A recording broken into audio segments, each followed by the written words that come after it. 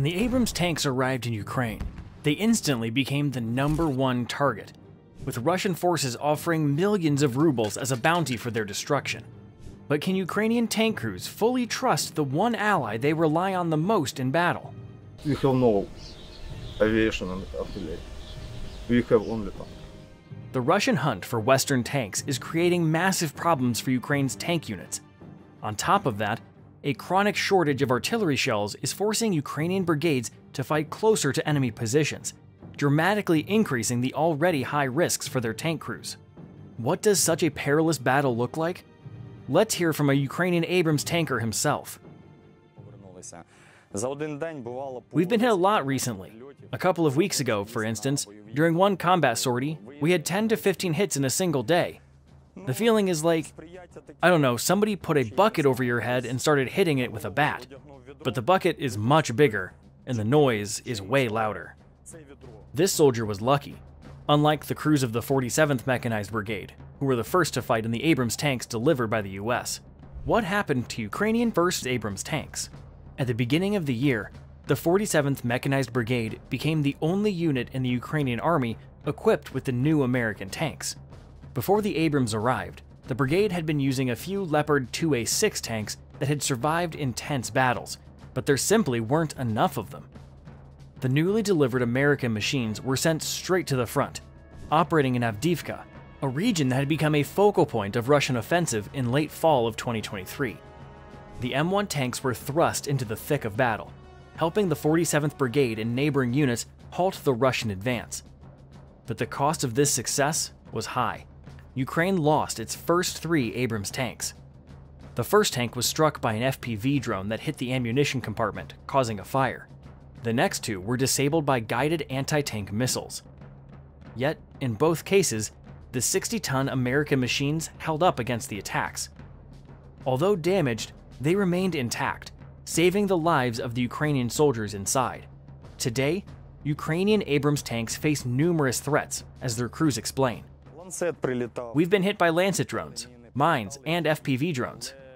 The Abrams has its vulnerabilities and can be exposed on the battlefield, but these weaknesses pale in comparison to the glaring issues plaguing Russian tanks, which have been reduced by 9,000 units in this war. The American tank surpasses its Russian counterparts in several ways, thanks to its advanced technology, particularly its electronic warfare system.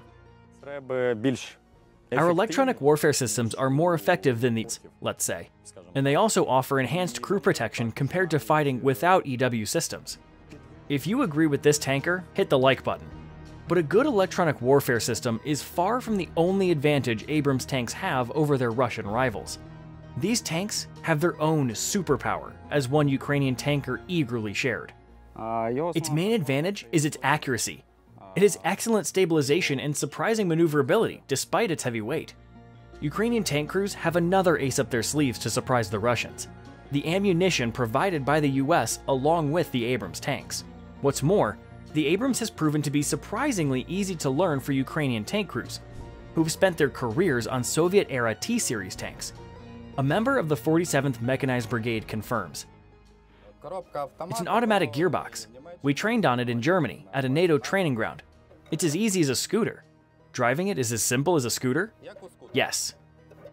But it wasn't just the mechanics of the Abrams that turned out to be easy to master. The gunner of a Ukrainian crew was equally surprised by how user-friendly the American tank is compared to Soviet machines. Did it take you long to get the hang of the system? The first time I saw the inside, coming from a T-64, I thought it would take a month to figure everything out, but it turned out to be incredibly quick. You could master it in about a week. The ease of operations, cutting-edge targeting systems, and its maneuverability all make the Abrams one of the most effective tanks in the Russo-Ukrainian war. But, as always, there's a catch. Against vehicles, if it were tank-on-tank battles, this would probably be the most successful model. But right now, these aren't tank battles. This shift in tank warfare tactics is confirmed by a 47th Brigade Abrams commander. You see, we don't fight in a way where it's just tank versus tank. If it were, there'd be no question. The Abrams would dominate. A T-72 wouldn't even come close. Today's warfare looks very different from what we've seen in movies like Fury. Tank-on-tank duels are rare. Want to learn more? Click on our video about modern tank battles. In reality, the primary threat to Abrams tanks isn't other tanks, but anti-tank guided missiles, ATGMs. While the exact number of Abrams tanks lost by Ukraine isn't confirmed, some pro-Russian outlets like Military Watch magazine claim that the Ukrainian army has lost about 20 Abrams. Meanwhile, more reliable sources like AP News report losses of only 5. Either way, this is a significant number, considering Ukraine received just 31 Abrams tanks in total. Most of the Abrams losses occurred due to Russian ATGMs, particularly the Kornet system. This isn't the first time Abrams tanks have faced such a threat. In 2016, Saudi Arabia lost 20 Abrams tanks in battles against Yemen's Houthi rebels. Back then, the Houthis destroyed one Abrams after another using Soviet-era wire-guided ATGMs with a range of up to 2 miles. The main cause of these losses was attributed to flawed strategies that failed to account for modern combat conditions. First, Saudi crews fired on the move instead of engaging from covered positions. Second, the tanks often operated without proper support, making them easy targets. Hopefully, you're finding it easier to hit that subscribe button for more accurate and timely information about the war in Ukraine. Like Saudi Arabia, Ukraine's Abrams tanks are forced to take significant risks due to a lack of artillery support and aviation, but that's only part of the problem. Another major issue is the armor. Ukrainian Abrams operators highlight this vulnerability. Unfortunately, our modification doesn't have the armor. That's its biggest drawback right now. As a crew and as a battalion, the first thing we'd like from our American partners is for them to provide us with dynamic armor to protect not just the sides, but also the turret. This would improve crew survivability. The problem lies in the fact that the US sent older M1 Abrams models to Ukraine, which lack modern depleted uranium armor and didn't include ARAT, Advanced Reactive Armor Tiles, kits. According to Military Watch, this is due to US export policies that restrict sharing sensitive technologies even with allies. So, what do you do when crew and tank protection become critical? Ukrainian forces found a solution using local adaptations. Tankers have been attaching factory-made Contact 1 explosive reactive armor blocks to their Abrams. These blocks have proven highly effective at providing protection. We decided to add our local boxes filled with Contact 1 protection. It's dynamic armor that saves us from cumulative jets, heavy impacts, or FPV drones. We've also added grids to the tanks, which protect us from FPV hits or mortar fire. Every part of the boxes covered by these grids has been tested and really helps. But is that enough to ensure combat readiness? Beyond armor, logistics and maintenance pose serious challenges. The Abrams runs on a gas turbine engine, which is notoriously fuel-hungry. It requires a full 500-gallon tank, burning approximately 1 gallon per mile on rough terrain and up to 10 gallons per hour at idle. Adding to the challenge, these engines are sensitive to contamination and prone to wear due to high temperatures and harsh operating conditions. This demands frequent maintenance to avoid breakdowns, which complicates their use in grueling combat. Even the smallest mistake can disable a $1 million engine, and the same goes for the Abrams' advanced electronics, from independent thermal viewers to ballistic computers and other complex components. With such a limited number of Abrams tanks in Ukraine's arsenal, even waiting for repairs on a few units can cause significant problems.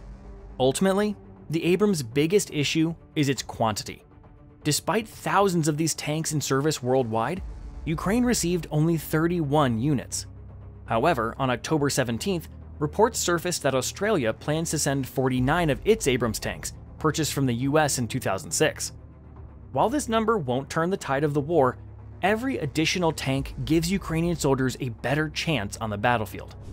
Australia's Abrams tanks are the M1 A1SA models equipped with modern targeting systems including thermal imaging, making them particularly effective in nighttime combat. Overall, these Australian Abrams are on par with the modern tanks delivered to Ukraine by the US in 2023. Initially, Ukraine was expected to receive M1A2 tanks, but due to the lengthy preparation process, the decision was made to deliver M1A1SA instead. However, Ukraine didn't lose much in this switch. In fact, all M1A2 tanks produced after 2000 are not built from scratch, but are upgraded versions of M1 or M1A1 models from storage. Meanwhile, the delivered M1A1 SA tanks are equipped with a 120mm smoothbore M256 gun, capable of carrying 40 rounds. The gunner's primary sight includes an advanced laser rangefinder and a thermal imaging camera, and it also features dual-axis stabilization for improved accuracy.